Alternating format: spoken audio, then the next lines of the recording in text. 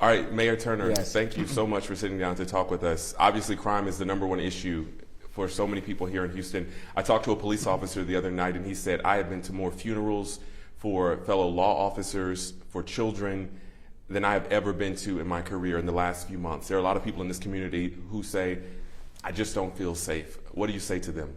Well, I can understand that. There is a lot of gun violence, on the streets, and it's happening nationally. But my primary focus is the city of Houston, and so I can understand them not feeling safe, and that's why it's so important for us to work every single day to make the city even safer. And I put forth my One Safe Houston plan. It's the plan for the city of Houston. It's comprehensive in nature. And it goes from anywhere from adding more police on the street, 125 more police per day on the streets, to more park rangers utilizing technology, all the way to some community measures. So it's very comprehensive. It's expensive.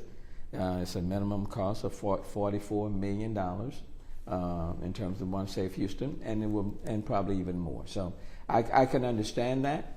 But we're working every single day. I will add, though, that the people who are committing these crimes represent a very, very small percentage, and many of them are repeat offenders. And for most Houstonians in our city, 98, 99% of them, they're not involved and they're not the victims. But for any person who is impacted, any person who is a victim, that is one person too many. In fact, we're seeing a lot of children now being caught up in this gun violence. I mean, a 9-year-old girl recently killed. We've had an 11-year-old out in, right outside of Houston in Harris County, a 13-year-old, another 9-year-old, law enforcement officers. So it is impacting more than just the bad guys. Yeah, and let me tell you, and when you look at the different cases, you have the 9-year-old from the road rage incident, where people were firing on the right at Beltway 8 and 59, and that 9-year-old was shot, hit in the head. We're continuing to pray for her and for her family. And then with regards to the other 9-year-old that lost her life, that was a situation where someone was being robbed at one of the ATM at a bank, and then the suspect was fleeing. And then the person decided to get out of his truck and start firing, thinking that the robber got into the truck, but that was not the case. And his bullet ended up hitting a 9-year-old, and she lost her life. So there are different sort of scenarios that are taking place. But the reality is, Jonathan, there are more guns on the street than ever. House Bill 1927 that was passed by the Texas legislature that took effect of September 1 of last year did not help, because that's permitless carry, and that allows people to carry their guns without getting a permit and without any training. But part of your plan, your $44 million plan, includes gun buyback, $1 million set aside. Yeah. How is that going to work, and when will it happen? Well, we're in the process of putting it together now. And it's the recognition that there are far too many guns on the street, and to the extent we can remove any gun that might have been used to victimize somebody, that's a life worth saving, okay? And then that's a gun buyback program worth investing in. So we're going to invest $1 million, and it's about getting those guns off the street that are either not needed or shouldn't, or people just have them hanging around, that could get into the possession of someone who would use these guns illegally. How soon do you expect that program to launch? They're putting it together now. Crystal Ogorafor, who is my Deputy Inspector General over our public safety initiatives, will be coordinating it, along with working with HPD and then other entities as well. Kind of like putting together different components. It's my hope that in the next few months we'll be ready to move forward on that. But that's just one of the initiatives, and it's a small piece of a much bigger package. Now, we've seen this plan. You've really laid out this plan, a $44 million plan that includes putting more officers on the streets. 125 per day, and that has already gone into What else is effect. already happening? Because I think a lot of people see this plan, this 17-page plan, and they say, this is all great, but what's happening right now? Well, the reality is that no plan, you don't put forth a plan, then all of a sudden you get the results instantly. But if you don't have a plan, then you're really just being reactive, responding to the crime, and not being proactive. This is about being proactive. This is about putting a plan that was put together based on the evidence. Okay, it's a fact-based, evidence-based plan. It's holistic in nature, so it's not gonna change things overnight, but it provides a blueprint for law enforcement and a blueprint for the community to look to. This is the plan. And so adding 125 police officers on the streets per day and placing them based on where the most violence is occurring and nimble enough to move them around as needed, that's already taken place, okay? And that will be in place for some time. That's costing alone $5.7 million. Adding additional park rangers to complement the park rangers that we already have, they will be dedicated specifically to our parks and green space, okay? They are being hired as we speak. So we're moving forward on that piece. The utilization of technology, because we don't have enough police officers for them to be everywhere on our roads, in our parks, in our neighborhoods. And so we want to utilize more technology. I've already advocated, for example, like with TransStar, using cameras to video record. That will help in serving as a deterrent and then solving road rage crimes. When people know that you can't just be on the road firing guns and we are not going to find you. You know, so right now we don't have the video record feature, but we're looking at putting that in place so that we can go back and zoom in, okay? That will help go a long way. ShotSpotter, we're already utilizing that technology. So that's already in place. So several things in place. You know, a lot of people have applauded your efforts. They've applauded the plan. There are also some community groups, super neighborhood groups that said, wait, you didn't come to us to get our input.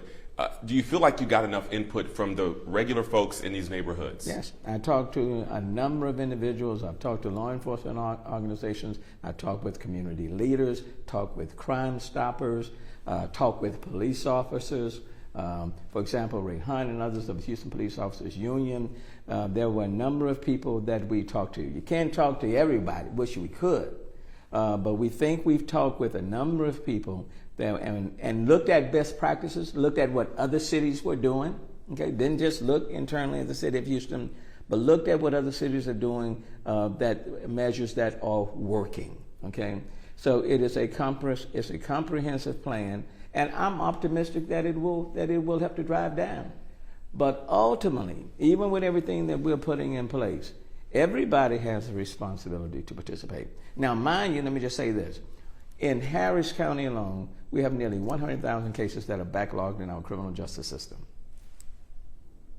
When you look at one of the boroughs in New York, key boroughs, their backlog in that borough alone is about 12,000. They have about 5 boroughs. So if you multiply by 5, let's say 60,000 cases backlogged. In Harris County, it's 100,000. We need more courts. We haven't added a court in Harris County since the 1980s. We need more courts, more judges, more staffing. Why don't we have that? Well, Representative Ann Johnson filed a bill in the legislative session to add more courts to Harris County.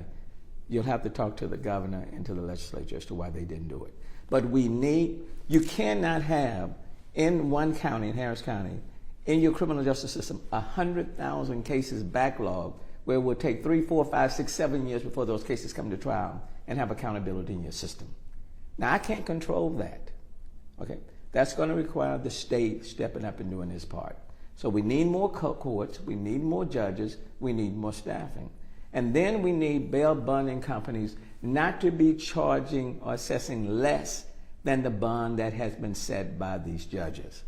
So we don't need bail bond companies assessing a 1 or 2% And people, they only think it'd be 10% of whatever that bond amount is. Well, they ought to be held to that. And either the Harris County Bail Bonding Authority will implement that, or I've already requested city legal to prepare an ordinance to mandate that bond not be less than 10%. So there are a number of pieces that are at play. The bond issue is obviously huge. The bond issue is what everybody's talking about. I talked to one police officer the other night. He said, I've arrested the same guy 5 times. He goes in jail, he bonds out, commits more crimes. What's the point? You know some of these judges. You know some of them, I'm assuming personally. Yes. Are you saying things to them? What are you hearing from them about this issue? I have said to judges that you cannot be putting people out on bonds 2, 3, 4, 5, 6 times. That works against them. So why does it keep happening? Well, but let me put it this way. I have said that to judges, but it's not just judges alone. You got the bail bonding system, and I've spoken to them. And I said that when I laid out One Safe Houston. You've got a legislature in a state that has created also an environment for guns by the passage of HB 1927, permitless carry. When I was in the legislature, we fought against that, never allowed that bill to pass. Now people can get a gun, have a gun, no permit and no training. So it's not just any one element. The entire public safety ecosystem has been dismantled. So judges need to step up. The state needs to step up and repeal HB 1927. Bail bond companies need to step up and not charge less. And the city of Houston is doing its part. We are putting more dollars into the Houston Forensic Science Center to process the evidence much quicker, putting more police on the street, adding more park rangers, providing significant dollars on crisis intervention, putting more money into the reentry program when people are coming out of prison to help them with their jobs and employment, utilizing more community activists, workers, what we call messengers and community violent disruptors in the community, providing resources for mental health and behavioral health issues, putting a great deal of dollars. I want to ask you about that violence disruptors, because that is a part of your plan. Some people had questions about that. How is that going to work? Well, essentially, it's you add more people in terms of more boots on the ground in terms of police officers, but you also need the community leaders and influencers, the people that people look up to, who are working in collaboration with us in the community, saying to people, for example, violence is not the way, there are other alternatives, letting them know what other resources that are out there. These are people in the community messengers, what we call cure violent initiatives, and these are initiatives that have been utilized in other cities. This is not something we just thought of. These are initiative models that have been used successfully in other cities based on best evidence, practices that we are now funding in the city of Houston. You recently tweeted out that this surge in crime we're seeing is a public health crisis. And it is. And you believe this is fueled in large part by the pandemic. In part by the pandemic, in part by, the backlog in cases. I mean, there are a number of factors. There's no one element, but the pandemic, of course, has exacerbated it. When Harvey hit, and it closed down some of our courthouses in Harris County, that started the backlog. But truth be told, if you look at cities like Dallas, they're not seeing the spike in crime that we're seeing. So some would say, yeah, they have a pandemic as well. You know, they've had other issues. What is happening in Houston that you think makes it so unique? You can pick out just one city, but when I am talking to mayors across the country at the U.S. Conference of Mayors, and I'm one of the trustees, there are cities across cities. This is a national phenomenon. On average, nationally, violent crime has increased by more than 30% just in this year alone, nationally. Now, you can always pick out a city here or there, okay? But they're the most comparable city to Houston, people would say. And I pray that continues there, okay? There was a point in time, for example, in the city of Houston just a couple of years ago, where the number of homicides was under 300. And then all of a sudden, for example, in 2020, in 2021, that number hopped up, was more than 400, okay? And now we're looking at possibly, if we go the way we're going, unfortunately, closer to 500. Well, I'm not going to go there because people said that in April of last year that we would have 500 homicides in the city, and we didn't get there. We are now in the second month of January, so I'm not going to say that. Several weeks ago, people were saying Houston was a murder capital of the world. We had more murders than any place else. And Jonathan, they were saying that based on the first 2 weeks of January, and after the first 2 weeks of January, we are not leading in murders in the country. But there's certainly been a significant increase. There's no question there's been a significant increase, but there are also a number of, but we are not leading the country. We are not the murder capital of the world. And there are many reasons. Many cities, for example, don't have House Bill 1926. They don't have permitless carry. They don't have that. And if you look at Dallas, you mentioned Dallas. Dallas County doesn't have 100,000 cases waiting to go to trial. Yeah. Dallas doesn't have it. San Antonio doesn't have it. Austin doesn't have it. The only county in the state of Texas and probably in the country that has nearly 100,000 cases backlogged in the criminal justice system is Harris County. So you can't compare Houston to Dallas unless you are comparing it in every category. Well, I do want to ask you this. I want to ask you something about state resources. Sure. Because speaking of Dallas, yes. There was, let me say this again. Let me ask you about state resources because just a few years ago, Dallas saw a huge spike in crime. Governor Abbott sent state police to help. At what point, or have you considered calling on the governor to bring help to bring our numbers down? Yes, I asked, State Representative Ann Johnson asked the governor in the state to add more criminal courts to Harris County. That hasn't been done. We haven't had another court added to Harris County since the mid-'80s. We need more criminal courts. But I'm talking about police on the ground. But you're picking one piece. I'm trying to tell you what works. We need more courts. We need more judges. We need more staffing. Okay? You can add more police. You can spend a whole lot more money. But as long as the backlog of cases is as high as it is, you are going to be up against it. You have to have accountability in your system. If somebody commits a crime and they know it will take years before they come to trial and they're put out on bond, okay, there's no accountability. They commit the crime and say, hey, nothing has happened to me. They're not even calling me to trial. It'll be years before you go to trial. There's no accountability in the system. And if you don't have accountability in the system, you can add more police. You can have all these other measures. So what if you are arrested? How many jails are limited? You put them out on bail. It'll be years before they go to trial. So there has to be accountability in the system. And then at the same time, you have to do all of these other measures that we've talked about, mental behavioral health services. You also have to deal with domestic violence.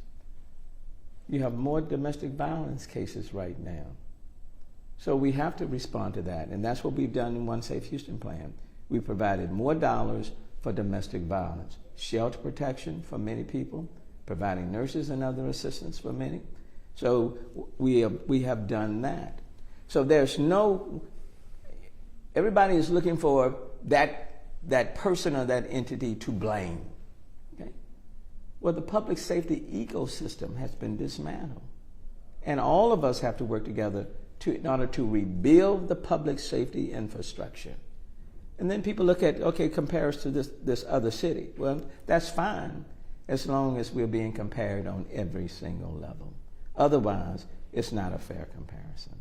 Mm-hmm. Youth outreach is a huge component. Yes. You have made it a part of your $44 million plan. I think everyone in our community agrees that you have to get to the younger people before there's a problem. Yes. How do you do that? Because it is, in many cases, easier said than done. Well, I will tell you, for example, for this summer, we are planning on providing summer paid internships for 12 to 15,000 of our students, kids in our city between the ages of 16 to 24. Prior to the pandemic in 2019, we went as high as 11,000 summer internship program. Then the pandemic came and our numbers came down because businesses were not hiring. For this summer, a part of the One Safe Houston plan is to provide paid internship for those 16 through 24. In fact, the portal is open now, hirehoustonyouth.org. And the goal is to hire between 12 and 15,000. That's one way. The other deal is to get into these communities and improve the conditions within these communities. That's part of my Complete Communities initiative. Affordable housing, decent parks and green space, providing after-school programs and other initiatives of that nature. You have to go to where these kids are, where they live, and you got to speak to them. That's the Community Messenger and the Community Violent Disruptors program, using influencers that they can identify with and getting into those communities. That's a part of the One Safe Houston plan. That's how you get the job done. I still, for example, I still live in the neighborhood I'm born and raised, still live in Acres Home. I didn't just choose to stay in Acres Home because I couldn't live anyplace else. I chose to stay in Acres Home because our kids, young boys and girls, need to see positive role models in their communities that they know grew up in their communities, grew up in these neighborhoods, and saying to them, you can grow up in these communities and you can still be successful and productive. So they need to see those positive role models. There are ways to reach them, but you have to go to where they are and you have to speak to them where they are. I've seen you take friends of yours to schools in these communities, for example, in Acres Home. Okay, for people that they see every day, whether it's on television or in any other forum, you have to go to where the kids are and talk to them and let them know, look, we come from the same hood, same neighborhood, and you got to speak to them. If you do that, we can make a difference. Mayor, I appreciate your time. Lastly, you are winding down your time in office. It seems like you've been in office for a long time. I know for you, you've had a lot go on from Harvey on down to now. It doesn't seem like it's so long. I know, right? And we thought you may be running for something else. But in all seriousness, we are coming up on a political season. And when you talk about some of these issues with spending money and making decisions when it comes to courts and things like that, sometimes these issues become rather political at the state level and the county level and local level. Are you worried or are you concerned that some of these initiatives, not just on the local level, but the county and state level, may get mired up into some politics when we have a really urgent situation on the ground? No, I'm not concerned about that. Number one, everything is political. Whether you have elections coming or not, everything is political. Number two, this is a great city. And, we're focusing on public safety is always the number one issue. But there are a lot of positive things that are happening in our city. And the reality is for 99% of the people in our city, they're not impacted, okay? We just have to reduce that number of what I call repeat offenders out here. And then when you break down the crime element, for many of these crimes, there are people who have a relationship of some kind, okay? But there's a small percentage of crimes against people that are just random. That's a small percentage when you actually look at the numbers. So, but when people are constantly being inundated, of course they're not going to feel safe, okay? But again, I am optimistic that just like these numbers went up, these numbers will come down. And I'm optimistic. Yeah. And I'm optimistic that will take place in 2020, in this year. So yeah. I'm optimistic. We are all hopeful for that. We're all hopeful. Mayor Sylvester Turner, thank you so much for your time. John. We appreciate it.